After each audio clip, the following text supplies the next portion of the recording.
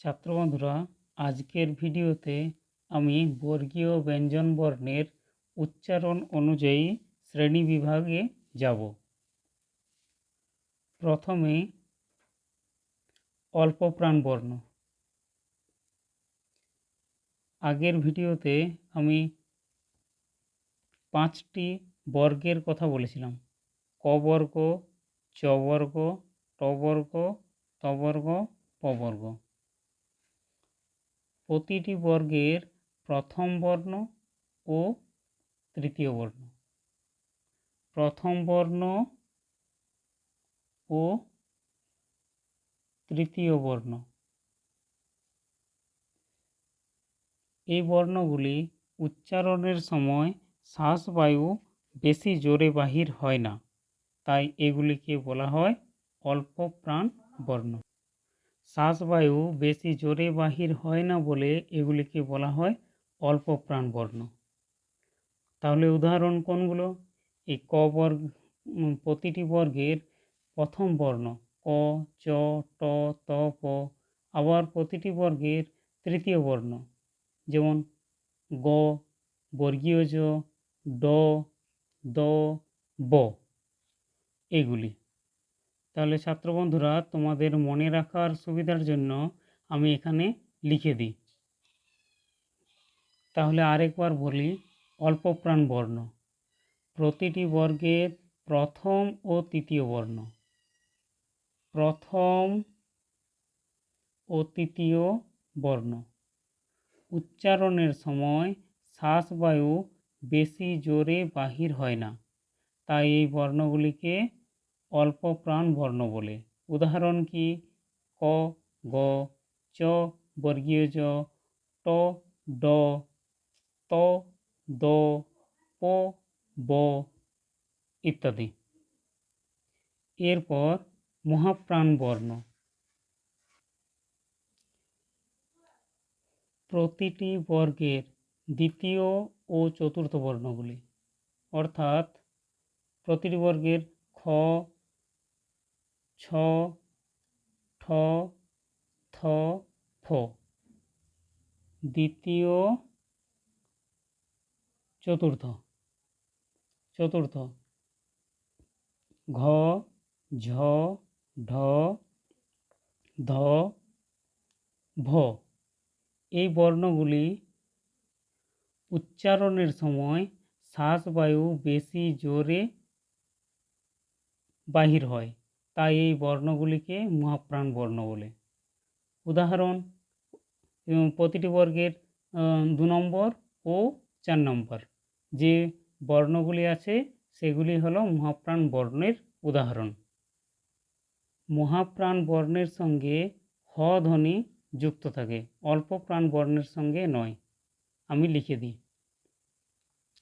যেমন মহাপ্রাণ বর্ণ, আবার বলি, মহাপ্রাণ বর্ণের সঙ্গে হ ধ্বনি যুক্ত থাকে, অল্প প্রাণ বর্ণের সঙ্গে নয়। যেমন মহাপ্রাণ বর্ণ খ, ক যুক্ত হ, এই দুটি ধ্বনি মিলিত হয়ে মহাপ্রাণ ধ্বনি উচ্চারিত হয়। এরপর নাসিক্য বর্ণ। বর্গের পঞ্চম বর্ণগুলি উচ্চারণের সময়, অর্থাৎ পঞ্চম বর্ণগুলি হল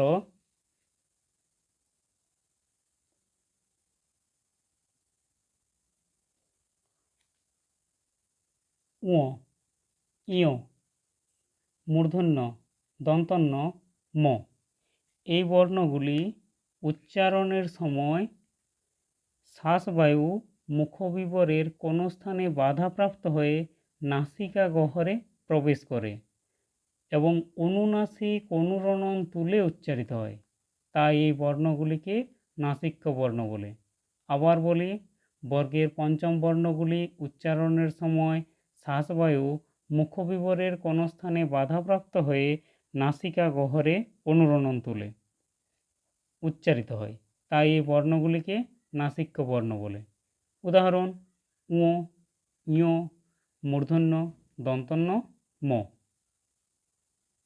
এরপর স্বরতন্ত্রের কম্পন অনুসারে এই বর্গীয় ব্যঞ্জনগুলিকে দুটি শ্রেণীতে ভাগ করা যায়, যথা অঘোষ বর্ণ ও ঘোষ বর্ণ। অঘোষ বর্ণ প্রতিটি বর্গের প্রথম ও দ্বিতীয় বর্ণ।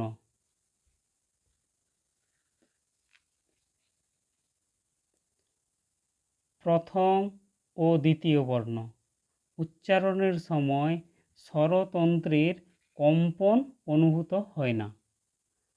আরেকবার বলি, অঘোষ বর্ণ প্রতিটি বর্গের প্রথম ও দ্বিতীয় বর্ণ উচ্চারণের সময় স্বরতন্ত্রী দুটিতে কম্পন অনুভূত হয় না, তাই এই বর্ণগুলিকে অঘোষ বর্ণ বলে। উদাহরণ কি? ও প্রতিটি বর্গের প্রথম ও দ্বিতীয় বর্ণ ক, খ, চ, ছ, ট, ঠ, ত, থ, প, ফ ইত্যাদি।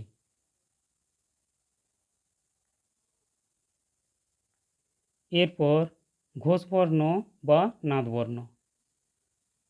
ঘোষ বর্ণ প্রতিটি বর্গের তৃতীয়, চতুর্থ ও পঞ্চম বর্ণ, অর্থাৎ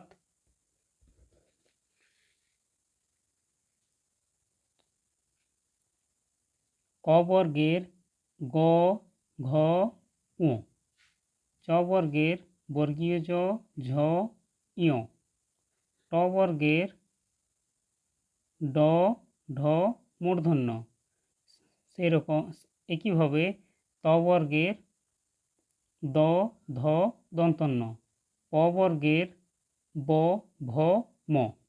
এই বর্ণগুলি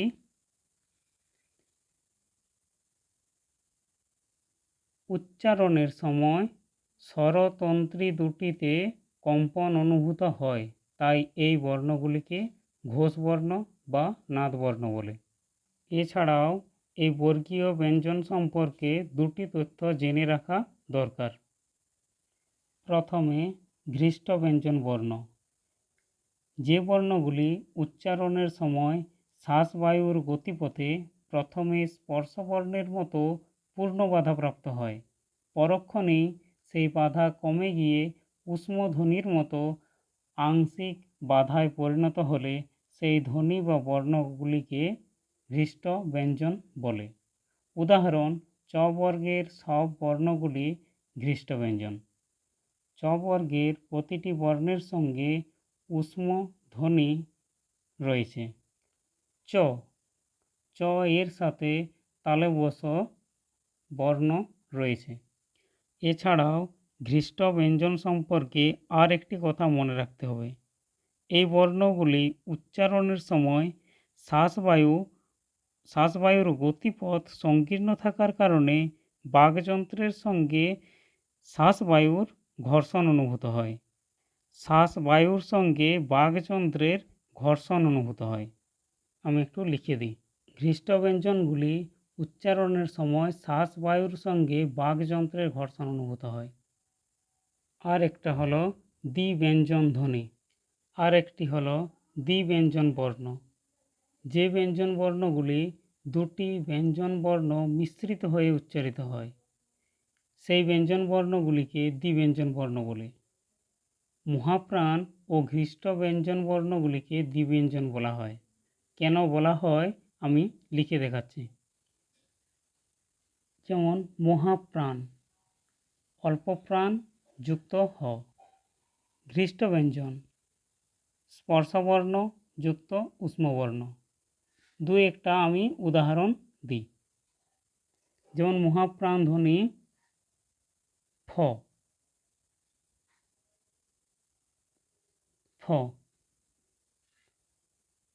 প অল্প প্রাণ যুক্ত হ। আবার ঘৃষ্ট ব্যঞ্জন, ঘৃষ্ট ব্যঞ্জন চ, স্পর্শবর্ণ চ এর সাথে তালব্য স যুক্ত আছে। বন্ধুরা, আজকের ভিডিওতে অনেকগুলি বিষয় আলোচনার কারণে দীর্ঘ হয়ে গেছে, তাই ধৈর্য সহকারে দেখার অনুরোধ রইল। ভিডিও ভালো লাগলে লাইক, শেয়ার, কমেন্ট চাই। আজকের আলোচনা এই পর্যন্ত। ধন্যবাদ।